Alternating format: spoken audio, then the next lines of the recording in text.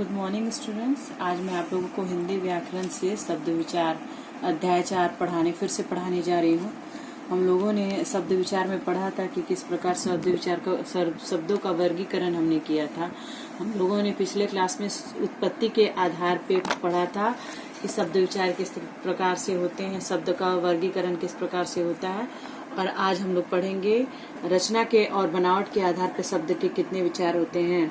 और ये पृष्ठ संख्या 25 है जिसे आज मैं पढ़ने जा रही हूँ। रचना या बनावट की दृष्टि से शब्द के दो प्रकार होते हैं, मूल और व्युत्पन्न। व्युत्पन्न वे शब्द जो किसी दूसरे शब्द या शब्दांश के योग से न बने हो और अपने में पूर्ण हो उसे हम मूल शब्द कहते हैं। वे शब्द जो किसी दूसरे शब्द या शब्दांश के योग से ना बने हो, यानी कि अपना खुद का एक मूल शब्द होता है जिसके मूल शब्द को हम उस शब्द के हम टुकड़े नहीं कर सकते हैं, उसको हम मूल शब्द कहते हैं। जैसे कि सेना, फूल, कुत्ता, कुर्सी। अगर इस शब्द को हम तोड़ते हैं तो इसका कोई भी अर्थ नहीं निकलता है, इसलिए यह एक मूल शब्द है और यह बिना किसी शब्दांश के या बिना किसी योग से बना है।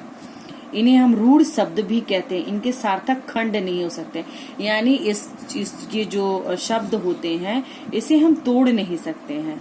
इसके कुछ उदाहरण इस प्रकार भी हैं, गधा, उल्लू, अरुण, तारा, नाग, हार। ये सब जितने भी शब्द आते हैं ये शब्द मूल शब्द होते हैं जिनके सार्थक खंड नहीं किए जा सकते, यानी जिसको तोड़ा नहीं जा सकता है। व्युत्पन्न शब्द दूसरा हुआ, दो शब्दों या शब्दांशों के योग से बने शब्दों को व्युत्पन्न शब्द कहते हैं।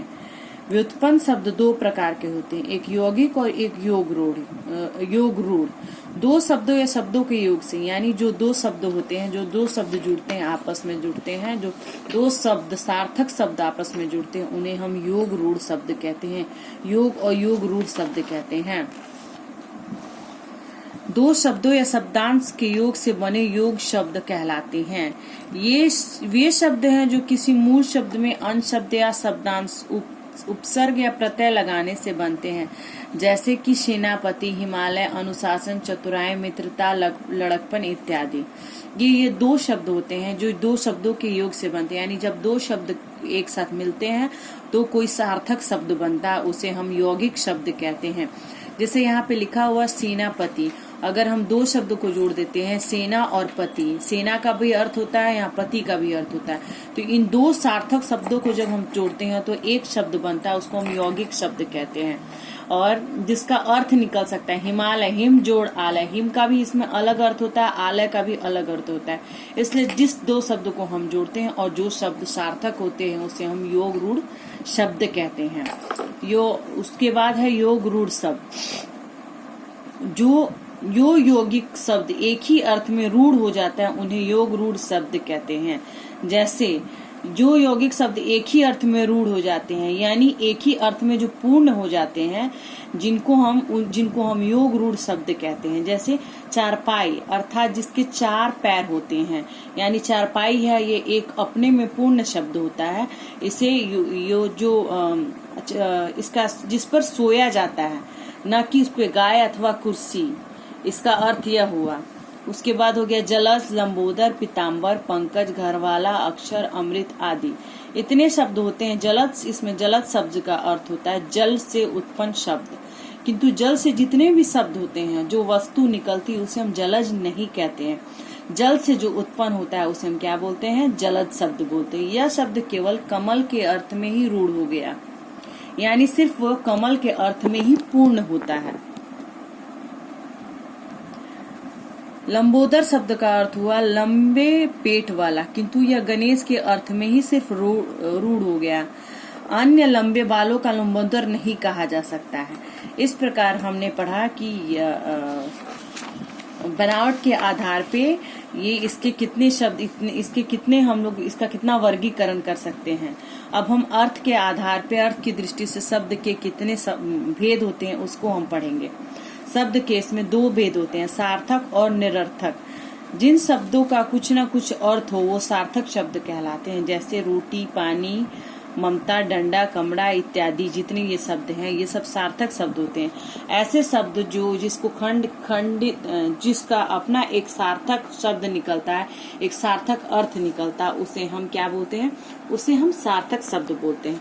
और निरर्थक का शब्द होता है जिन शब्दों का कोई अर्थ नहीं निकलता है, वे शब्द निरर्थक कहलाते हैं। जैसे वोटी, वाणी, वंडा, चक, टर, चू जैसे इनके सार्थक बनाने के लिए प्रयोग करने का तरीका है। जैसे मेढक टर कर रहा है, चिड़िया चूचू कर रही है। तो इसमें जितने भी शब्द होते हैं जो अगर ये जुड़ते हैं तो ये सार्थक बनते हैं, लेकिन ये जब इनमें जुड़ाव नहीं होता है, जिन शब्दों का कोई अर्थ नहीं होता है, उन्हें हम वो निरर्थक शब्द ही कहते हैं।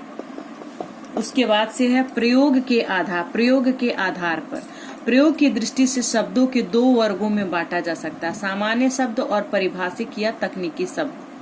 सामान्य शब्दावली में वे शब्द आते हैं जिनका संबंध आम जनजीवन के साथ होता है। इन शब्दों का प्रयोग दैनिक व्यवहार में होता है, जैसे हाथ पैर, सुबह शाम, घर बाजार, दाल भात। यानी वे शब्द हो गए, वे जो शब्दावली या फिर वे शब्द हो गए जिनका अर्थ, जिनका हम जो उपयोग होता है अपने आम जनजीवन में, जो हमारा जनजीवन होता है उसमें हम प्रयोग करते हैं, उसको हम बोलते हैं। जैसे ये शब्द हो गए हाथ पैर, सुबह शाम। उसके बाद हो गया परिभाषिक या तकनीकी शब्द। ऐसे शब्द जो ज्ञान, विज्ञान या विभिन्न व्यवसाय क्षेत्रों में विशिष्ट अर्थों में प्रयुक्त होते हैं, उन्हें परिभाषिक शब्द कहते हैं। यानी जो हम व्यवसाय में जिस शब्दों का प्रयोग करते हैं, जो विशिष्ट शब्द होते हैं, जिनके अर्थ अलग निकलते हैं, उन्हें हम परिभाषिक शब्द कहते हैं। जैसे विज्ञान, कोशिका, जीवमंडल, ये इतने सारे जो शब्द हैं, ये विभिन्न व्यवसाय में हम लोग प्रयोग करते हैं, इन्हें हम परिभाषिक शब्द कहते हैं। व्याकरणिक प्रकार के आधार पे शब्द के दो प्रकार होते हैं, विकारी और अविकारी शब्द। जिन विकारी शब्द किसे हम कहते हैं, जिन शब्दों का रूप परिवर्तन होता रहता वे विकारी शब्द कहलाते हैं।